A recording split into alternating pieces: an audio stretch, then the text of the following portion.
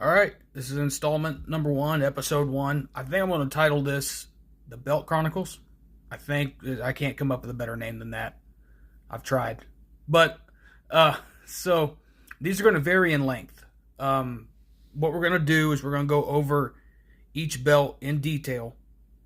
And we're going to do the versions of that belt. So, like, let's say, for example, the Undisputed, the one that, like, Brock had and Kurt Angle and all them. That one has five versions. This one only has one. So this one's probably going to be 5-6 minutes long. But when we get into stuff like Winged Eagles and block logo Intercontinentals and so on, those might be more in the 15-20 minute range. So just kind of outlining how things are going to go. This is episode 1 on the red logo Intercontinental, made by Reggie Parks.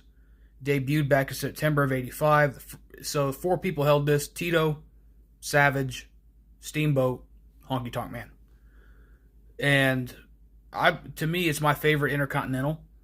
And this is the one that always, the strap bugged me because I could never figure it out because there's not clear images, or at least I didn't think there were clear images, and the guy that has it now, Conrad, doesn't post on his Instagram or anywhere that I've seen a lot of pictures of this belt. So it's very tough to get accurate photos of what the snap boxes look like and so on. So luckily, Ricky Steamboat had an A&E documentary, a biography. And that's where I got some of the stuff we're gonna see that actually showed some of the details. So let's get into this. This is kind of the debut of this design, right? I mean, later it would be the block logo that would follow it. So plate details, it's the same main plate pretty much, except it's got the recessed WWF as opposed to what would be later, where it would be kind of flush. Let's see if I can snap it. Come on, there we go. All right, let's get into this. So one thing about this compared to the later version, the side plates are the exact same size. When you get up to the block logo that like Razor and Perfect and all those guys had, this side plate was larger than this one. And it followed suit over on this side. And this is the maker that made this one is F Club VK. I like it. I think he did a great job with this. The one thing, you go way back, 3 years ago, 2 years ago, I got my first red logo. And I showed in the video how it had clamshell tooling that he had done, how that was incorrect. So he did take my advice and fix that.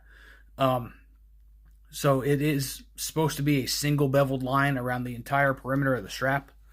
And I knew that, for, I guess, a few years now.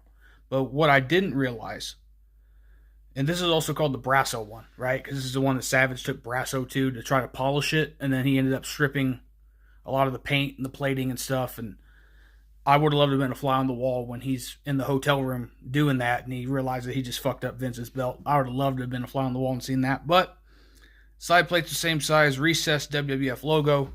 There is no property plate that says WWF Intercontinental. Reggie Parks did not put that on there on the original. Obviously, the Winged Eagle and the block logo would follow and have that. But the big mystery in this that always bugged me was the snap boxes.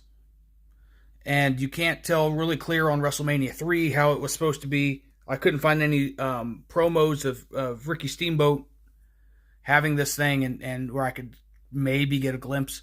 So, like I said, I mentioned that Steamboat documentary.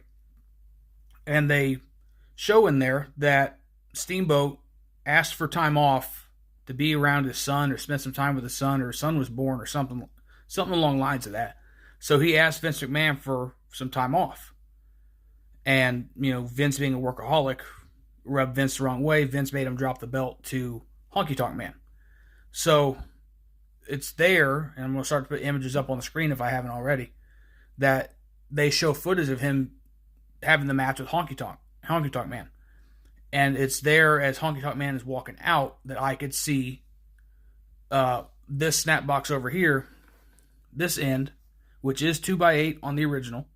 So that part is correct. But what what doesn't need to be here are all these lines, right?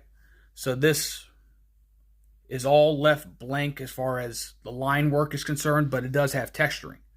I'm going to put an image up on the screen now. You can see from about here over, I'll put it up on the right side of the screen so you can still have this belt in view, but from here over, it's textured. All the way to the end, it looks like Reggie put his stamp on that end too. Crafted by Reggie Parks. But that's supposed to be like that, just bare as far as the line work goes. Obviously, you still have the perimeter. You still have this beveled line. But from about here over, it's just texturing. I don't know what type of texturing Reggie did. I can't make that out. But when we get to this end, and I'll put the photo up on the left-hand side of the screen. There's a shot I have of one is Steamboat raising the belt, and you can kind of see it. Another one, Honky Tonk Man raising the belt, and you can kind of see it because it was in the camera shot. But this area here he did do a proper snap box on this end, and this area in here is textured, and he does do the line work and where a belt tip would be. It does look like that. You can kind of make that out in the pictures, but he did do a more proper, like, formal snap box on this side, and then just a bare where, like I said, where a tip would be, but he didn't do belt tips at that point. And then this one is just, like I said, from here over, just textured with no line work except for the beveled line that goes all the way around the edge. So that is really all the details that I have on this one. Obviously black backing, black leather backing, but it's a really plain Jane strap compared to what we would get later on with Reggie. So, and also what they also had at the time, I think the red NWA has a lot more character to it and wasn't as streamlined and basic. I hate to use the word basic, but no frills as what this one is. But it's still my favorite version of the Intercontinental. I still like it. So I'll try and look over my notes, make sure I have everything. Side plates also, yeah. Okay, so that wraps this one up. So we'll see you guys on episode 2, but this one has concluded with the red logo. I think episode 2, I want to say it's a dome globe. I don't know. You'll find out later, guys.